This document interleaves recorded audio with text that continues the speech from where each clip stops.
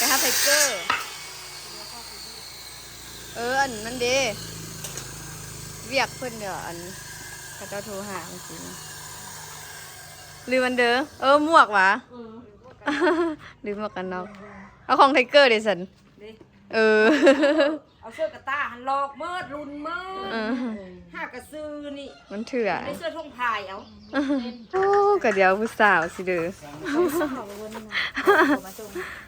เฮ้ยเด้อกินปิ้งวะเอามาบร้อนนี่ก็วางกินปิ้งเป็ดอบเป็ดว่าซั่นโบเบียร์นะผู้ใดถึกเลขไอ้หมูถึกวะโอ้ยังเงินเลขไอ้หมูพันเดียวเอางวดนี้ก็ถึกอีกถึกพอเด้อ2 งวดซ้อนถึกหลายวะถึกจำได้2 ลังถึก2 ลังกินวัด4 ลังผู้สาวปิ้งเป็ดป้าบนไม้แล้ววะบนไม้เรามาจากนี่ดำคือเกือบเนาะเกือบไม้หมดกรอบขมๆในนึงค่ะ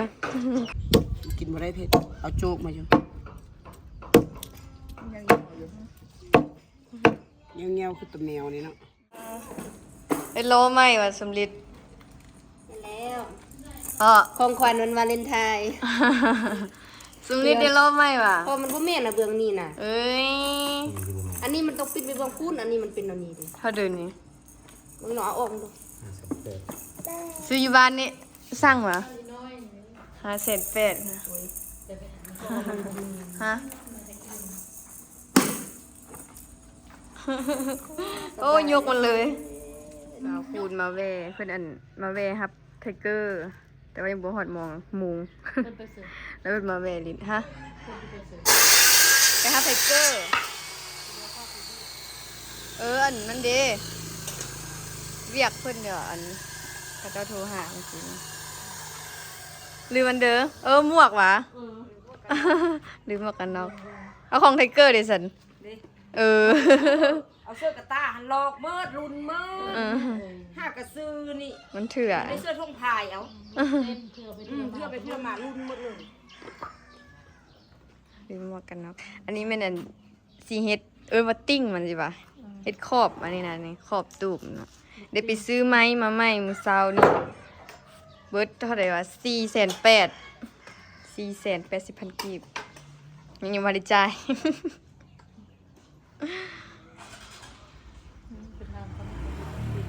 ฮะใครยังกิน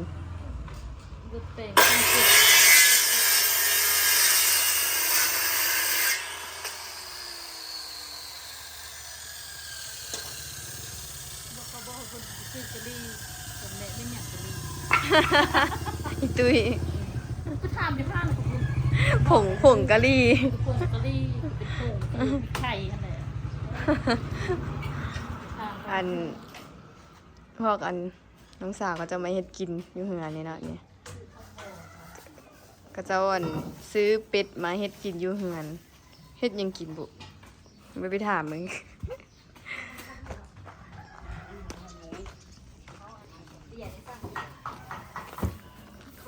โอ้ก็เดี๋ยวผู้สาวสิเด้อเฮ้ยเด้อกินปิ้งวะเอามาบร้อนนี่ก็วางกินปิ้งเป็ดอบเป็ดว่าซั่นโบเบียร์น่ะจะเอาตะกลัง10ไอ้หมูเอา3 ลังเดี๋ยวสิเด้อพูดสั่งทอดเด้ไก่พุ่นผมแล้วมาส่งทอดเริ่มเฮียนไปฟอกจังผัดจีนั่นเป็นซื้อในไข่นะหรือว่าจักไม้คนใดเนาะโทรบอกอีไข่มันก็มาส่งสิบ่จังว่า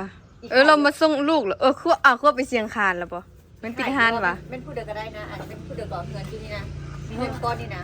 ทอดก็ได้ทอดไม่ว่าจะกินเดี๋ยวนี้เลย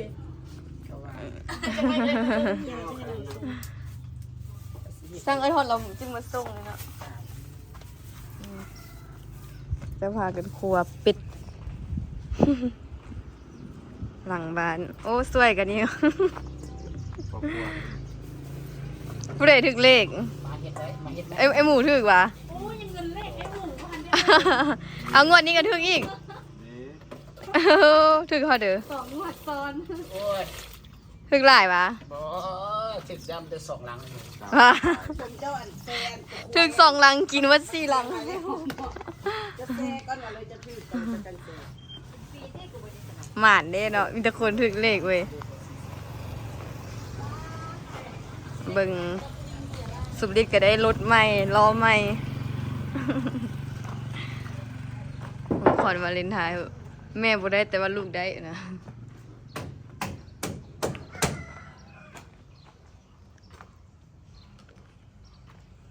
เฮ็ดทั้งห้างในหนึ่งก็ได้ยังเฮ็ดใหม่คูณเนาะคือสิเปะเปลืองไม้ไว้ เอ็ดจังซี่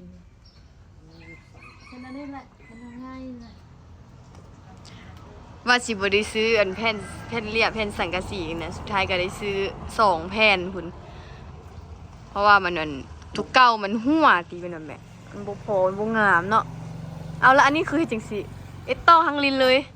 เป้า ฝนตกมา เอ็ดต่ออันนี้ไปเลย โจก เพิ่นได้ซื้อแผ่นเรียบอีก2 แผ่นว่าบ่ได้ซื้อ ทางนี้สูงกว่าทางนั้นวะ ไม่กุ้ง เสื้อทางนั้นเราพอดีเสื้อทางนี้มันพอดีทับลง ไม่กุ้ง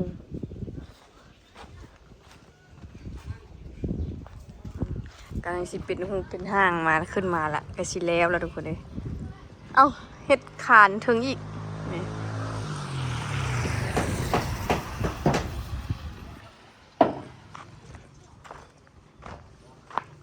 ห้านี่ใช่ไหมดูวะ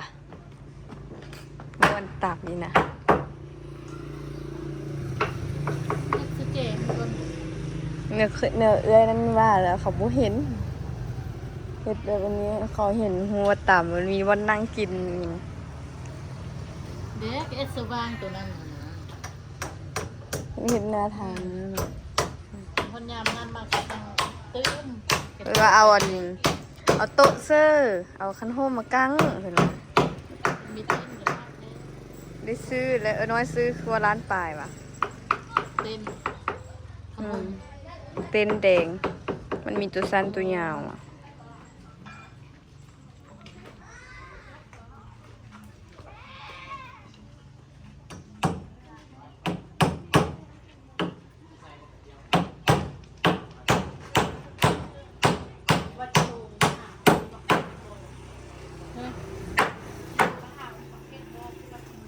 ปลาทุกคนปิ้งเป็ดอุซานปิ้งเป็ดสมมิติกินบ่หากระตื่นนอน ยังบ่ส่วงเนาะเฮ้ยเอ็มมี่เนยลมนิดเนย เบิ่งอันปิ้งเป็ดเอาแท้ว่าเบิ่งหูเหยิงดูเขาเจ้าเฮ็ดปิ้งกับเฮ็ดอุบ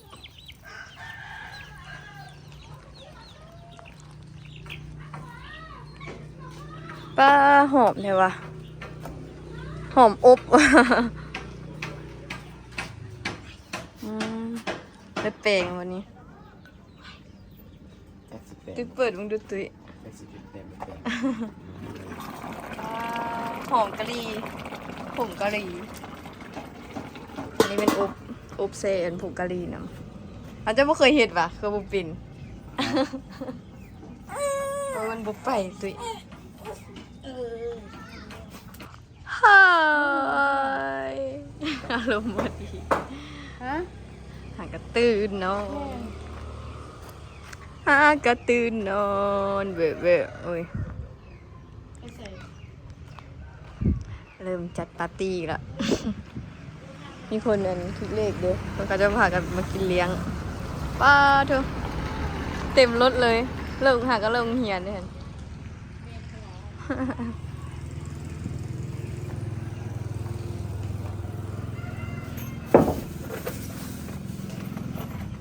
หมดแล้ว อันนี้บุเซอร์ก็ได้สิเนาะก็จะนี่เลยเนาะ เสื้อแท้ เซอร์อีก เสื้อบ่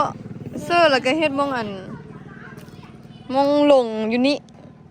วันนี้ล่ะก็แล้วนี่เสื้อเฮานี่นะ โอ้ยแคบพูด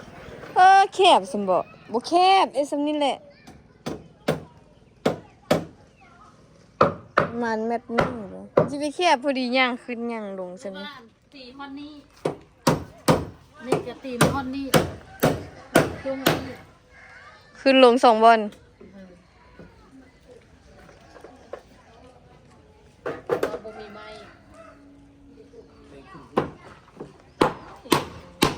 อินทาวาเซตบ่คืนวันนี้กับบอลลงวันนี้ คือบนลงกับบ้านนี่คือกันโน่แม่น่ะผ่านป่าเลยมา คุณป้าทุก แม่น่ะเด็กคนอ่ะ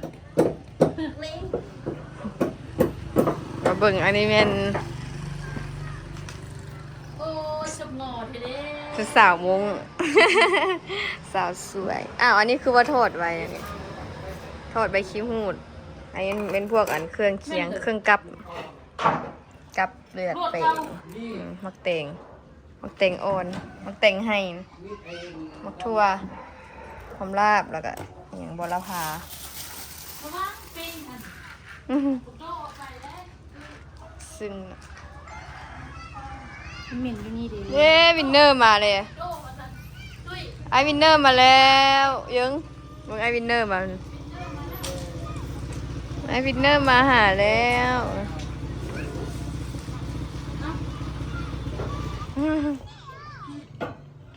เป็นหนายิ้มมาอีก อารมณ์ดีเลยวินเนอร์ฮะ น้องไปเลยคุณผู้ชม ไปเฝ้านั่นมันไม่อุ้ม เอาถึงเป็ดชิมไหมล่ะวินเนอร์โอ้ยอ้ายยิ้มเห็นยิ้มมันตะไก่เหรอวะว้าจกดังเอ๊ะทงเทียวสบายดีสำเร็จสบายดีพี่นะเอ้ยสบายดีดูเอ้ยแล้ววับแล้วจอยเฮ็ดหน้าอันนั้นเยอะเพิ่นขี่รถนี่เพิ่นมักแห้งขี่รถนี่ดีใจเพิ่นขี่รถนะดีใจนะยังบูดอยู่เอ้ยเพิ่นเห็นแม่เพิ่น ไม่ได้บอกพี่น่ะขบอยยืนน้องหมอนี่ต้องนั่งอ่ะ เห็นแม่เพิ่นเด้เนาะรอโซกันเลยอุ่นบ๊ายบายจุฬาเด้อบ๊ายบายนะเด้อบ๊ายบายไปจุฬาดูบ๊ายบายติ้งน้อยติ้งน้อยอ้าวหาวซ้ำบัดนี้นะ หากันเต้นนอนยังบ่ส่วงบ่ยังนอนอยู่บ่นอนบ่อิ่มปิ๊บคุณน่ะโอ้เบิ่งมือมันดิฮะโอ้มันยังคือเป็นตุ่มเบิดนี่ให้เบิ่งกันแล้วซับเล็บก่อนโอ้ ปิดหลังมาปิดหลังมาไหม เริ่มเถียงกันนี่น่ะจิมาวะ ปิดหลังมาเจี๊ยน้องโอ้เจี๊ยเจี๊ยน้อง เจอได้บ่วินเนอร์เจอได้บ่ เออเกือบคือกันเลยพอมันจะซื้อกันนี่หรอบ่ นั่นน่ะเกือบคือกันอีกเกือบสไปเดอร์แมน คนกันนี่หรอบ่ ซื้อล้อเขาแถมเกือบคู่นึงเริ่มเถียงกันนี่แหละ น้องไหมน้องไหม พี่สาวปิ้งเป็ดป้าเว้นไม้แล้ววะ เว้นไม้เรามาจักนี่ดำคือ เกือบเนาะเกือบไม้หมดกรอบขมๆในนึงค่ะแต่มากันเยอะคุณ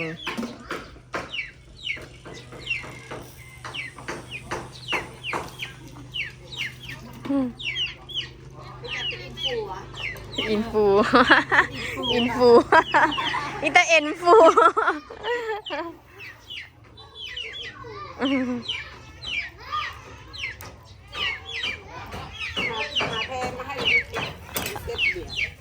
แพ้เสร็จว่ะอยู่ในห้องครัวมันมั้ยเดี๋ยวอันหามโต๊ะหามไม่เป็นนะเป็นโต๊ะ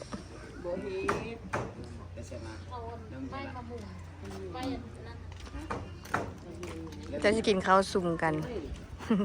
ก็โดยจัดปาร์ตี้เอาตั้งมาเซอร์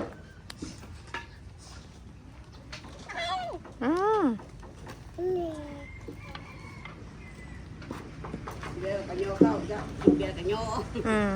หนักเลยเนี่ย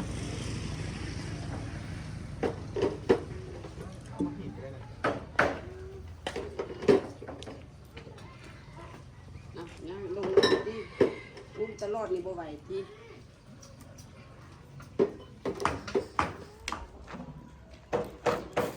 สุกอยู่อ่ะ ก็ยังมา ป้าตกกันเนาะ จับแลนด์ ชุกอยู่ว่าก้นน่ะ ได้จะติดได้ จัดตา เอาเดี๋ยวมาเพิ่มตัวมาสิเพื่อน แย่ไหม สุกอยู่ นั่งเลย มีตัวนึงคือว่าไม้กันดิ จังกรอบ เชปิโป้ดิโดได้ไหม แย่ไหม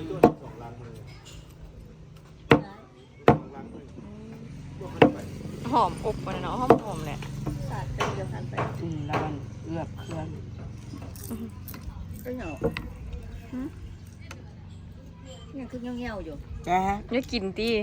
ว่าให้ตอนหนึ่งกัน กินบ่ได้เผ็ดเอาโจกมาอยู่ ยังเงี้ยวอยู่ เงี้ยวๆคือตัวแมวนี่เนาะ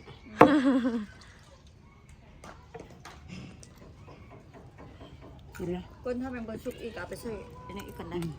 บริแซ่บ กลมันกินกิน สุกกว่าคน ทางนี้เนาะคือชิบุสุ นี่เป็นอีกเรื่องนึงแบบ ขอกระตึ้ง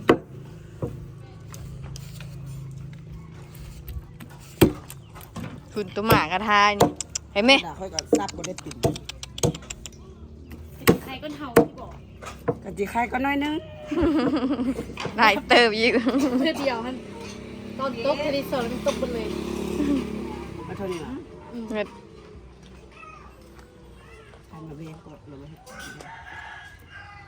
มันบุปิปิ้งอีกวะสุกเลยจ้ะ ได้สวย ฮัลโหล อื่นมันจะสุกเนี่ย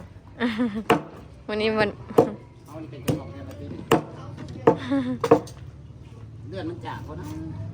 บ่ได้ว่ะลืมเอาหนึ่งเลยนะบ่ได้ซีมเลือดทำนี้เอาสอง ตุ้ยเนาะเป็ดเนาะครัวซีนหลาย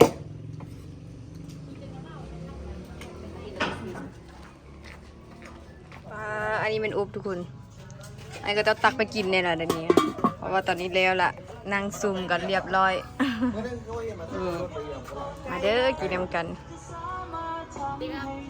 มากินข้าวสวยข้าวเหลกว้ายติกมาเนี่ยทางนั้นก็กินทางนั้นกระวงทางนี้กระวงกันค่ะอันนี้จุลูกซีนกับปิ้งเนาะเจอเพียเอ้ย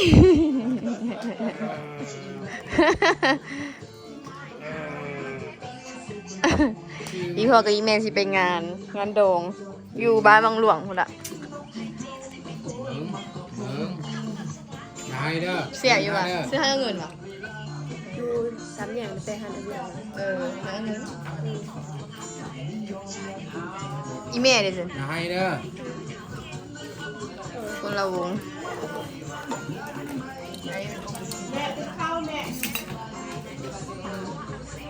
พ่อกับอีเมเซียวเป็นงาน ไปโด่ง เฮ้ยเบ๊ไปบ่ ไปเดืองเดือเดืองดัน เอาไปเป็นอย่าง ตู้นไปในน้อย นี่ เอานอน ได้พ่อกับแม่ไปเนาะงาน เงินได้อ เป็นงานของหลานเซียวอีโพติเฮ้ย ออกงานคู่จ้าไปกินข้าวมาไหมมัมเอ้ยเบิ่งเป็นตู โอ้ยเจ็บดี ตอนนี้ตีก็เข้ามาอยู่ในห้องแล้วเนาะเพราะว่าอยู่นอกคันเป็นน้องสาวกับเจ้ากำลังซุ่มเซลอยู่ใช่ไหมเนาะ เนื่องในงานเนื่องในโอกาสอ้ายฮักน้องสาวเราซื้อเลขนำเนาะซื้อเลขแล้วถึก3 งวดซ้อนกันเลยว่าเราถึกหลายเนาะก็เลยว่าเราสิมาเลี้ยงเข้าน้องสาวสินะก็เลยก็ต้องพากันซื้อเป็ดมากินเนาะเ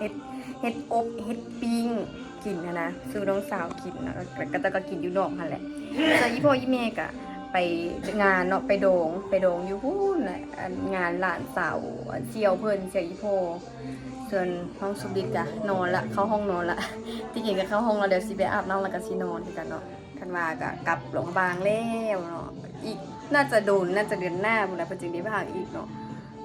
เอาสำหรับคลิปวิดีโอนี้ติ๊กก็ขอตัวลาทุกคนไปก่อนเด้อฝากทุกคนกดติดตามกดไลค์ซังติ๊กสาวลาวซาเลยเด้อบ๊ายบาย